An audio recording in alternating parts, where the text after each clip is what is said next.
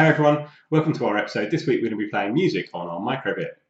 This week you need a few little extra bits and we'll put links below that you can go and buy them. So you're going to need some of these wires. These wires have what are called crocodile clips on the end. So Jasmine, if you give me a finger. Because look, they're a crocodile! Ah! But they're really good for clipping onto the big pins on your MicroBit. So if you look here, you can clip it on that pin like that, which is where we're going to clip it today on the 0. And I've got another cable. And we're going to clip that where it says ground. So if you look really closely there, we've got one on 0 and one on ground. So the other end of our clips here, we need to buy another component. These are both really cheap. You can buy these, and we've got the links below. You're going to buy this. It's a piezoelectric buzzer. It isn't really like a speaker. It just makes single tones, single notes. So it can't play proper music, but we can play individual notes and make that make proper music. So you get one pin, doesn't really matter which cable connecting, and you connect it on one and you connect it on the other, like that. And you've noticed on the MicroBit that it might really bother you that I'm using black on the one that's not ground and red that isn't. It doesn't really matter, you can switch them around if you want. We could go, oh, we must have red on a positive because the pin 0 is going to be our positive, and we must have black on 0, which is ground, if that makes you feel more comfortable. But it doesn't really matter because for this electronic component, the buzzer, it doesn't really care which way around you label it. So we've got all those on, and we've actually already programmed it with the thing that we're going to show you how to do today. And so if you look at this and you listen to the sounder, and do you want to press the A button? Okay. It's this one over here. It plays what has to be the best theme tune ever. If you don't know what it is, that's the Star Wars theme tune playing on a MicroBit, and you can see it scrolling across on the screen here, just writing out in a galaxy far, far away. We'll show you today how you can program your own tune and your own kind of music there and wire it all up and get it working. But before we do that, Jasmine, because she's really the musician in this family, is going to teach you a little bit about how music notes work and how to read music, and then we can get into the programming. We're going to help you learn just enough about playing and reading musical notes to play some music on your MicroBit. If you already play a musical instrument, you can skip forward till the bit where we start programming the MicroBit. There are 7 basic notes we use for music, and they're called C, D, E, F, G, A and B. A scale is when you play from one note up to the same note at a higher pitch.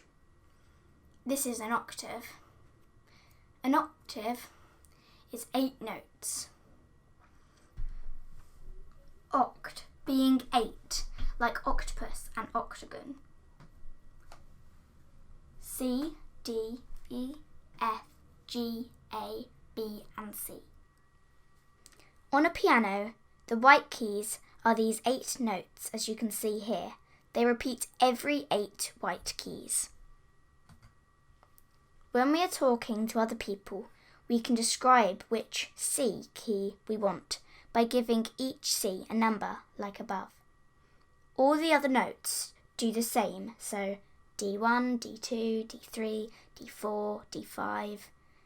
That means C1 is a lower note than C2.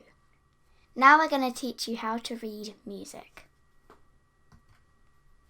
Reading music looks scary, but actually getting started is pretty simple, especially if we are using the scale of C major.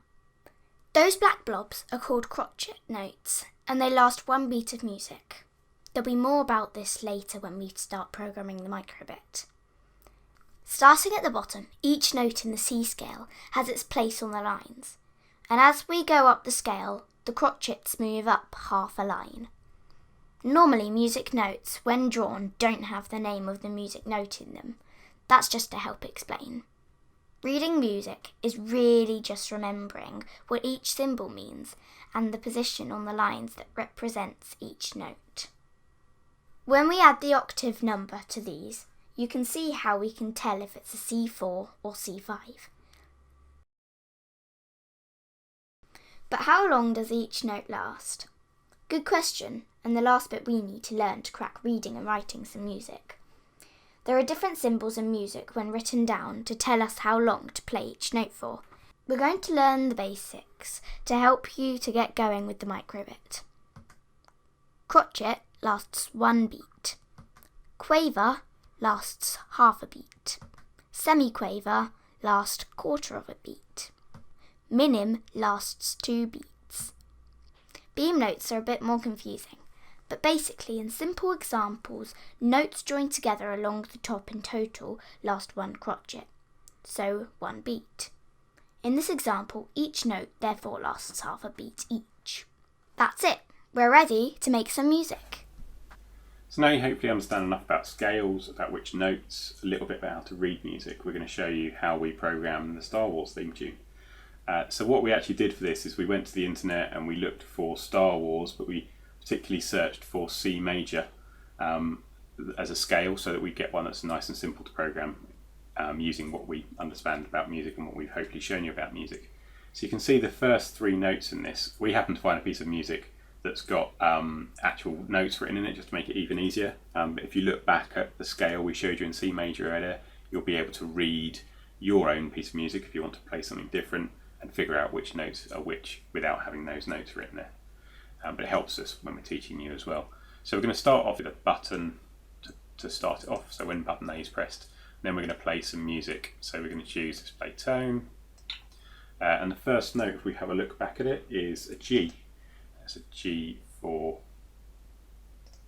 and we're going to play it for, now it's one of those bar notes, so it means that that whole 3 of them should last 1 beat, 1 crotchet in length. So it means really there should be a third of a beat.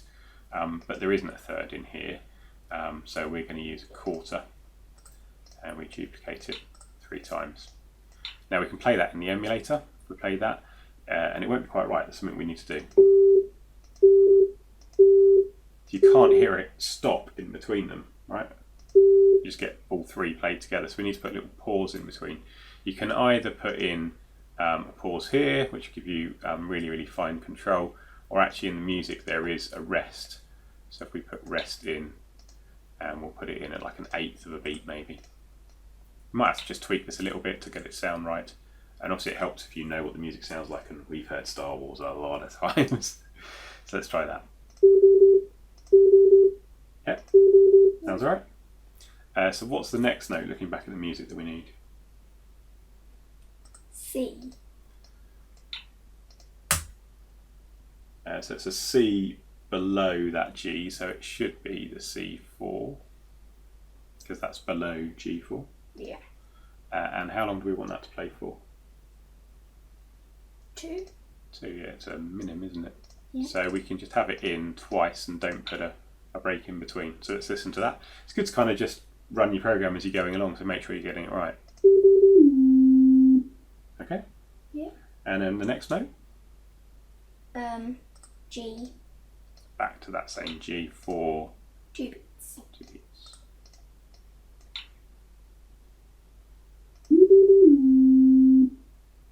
Didn't quite get the last one yet. Okay? Yeah. And then we go on to the next line, don't we? Yeah. So what's the next line? There's F and E and D in a B note. So that's F4 again, isn't it? Yeah. E4 And then D. and then D4. And they're another bar, so you need a quarter, and we'll put a rest in between them. We probably put some rests maybe in between some of these non-barred notes in a minute, we'll see. Just to kind of get it to sound right.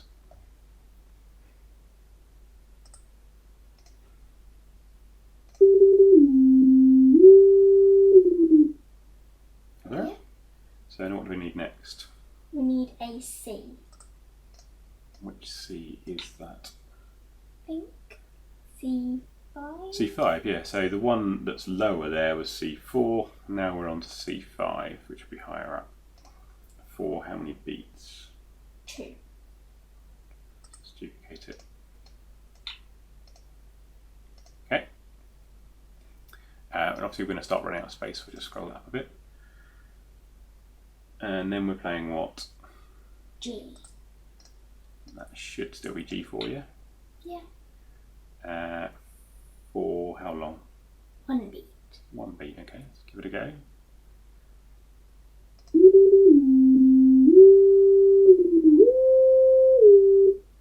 Okay, now what are we doing? Then in another bar note we're doing F, E and D 4. F, E and D. And D. Yeah. And there's a bar, is it? So we have to put that. Yeah. It's a quarter of a note, quarter of a beat, sorry. And put those rests in. Okay. Yeah. Should we try that? Yeah. Compiled in the middle of it. Let's try again.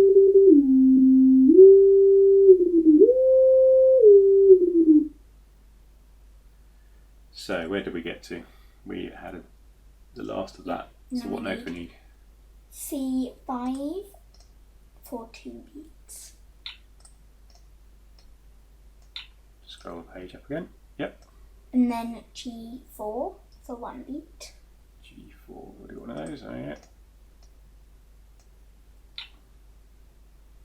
And then in a bar note is F4, E4 and F4. F4, arrest. E4.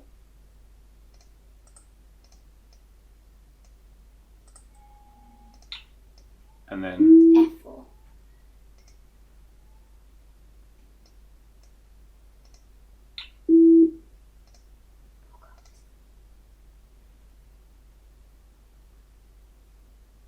okay, where have we got to?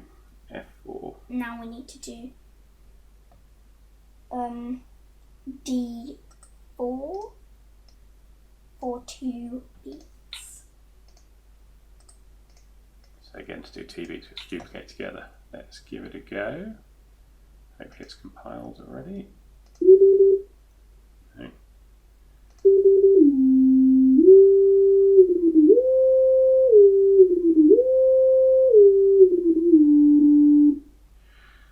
We could carry on the music, but actually we got to a point now where we could just carry on looping it, couldn't we? Yeah. Because it would start again at the same point.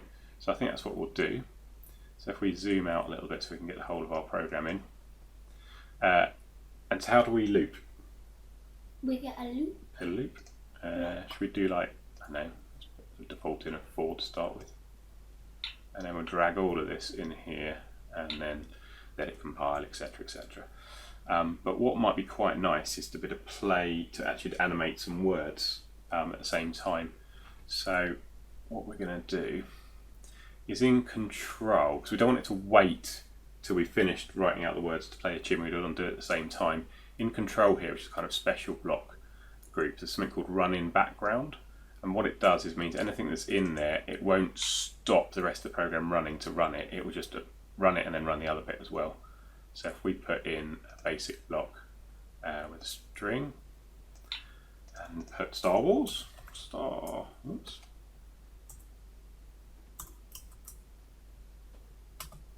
Wars, a long time ago in a galaxy far, far away. ...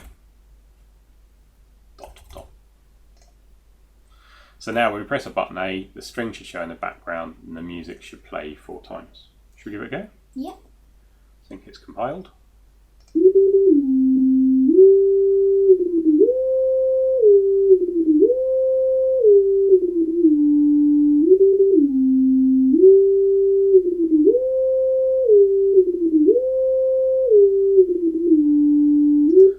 Make you watch all the way through, but you can see how we've got our main Star Wars tune playing again and again and again, and at the same time it's running across the top. So that should be enough for you to go and find your own piece of music or to program our piece of music and to write your own stuff here and to be able to play some music on the MicroBit.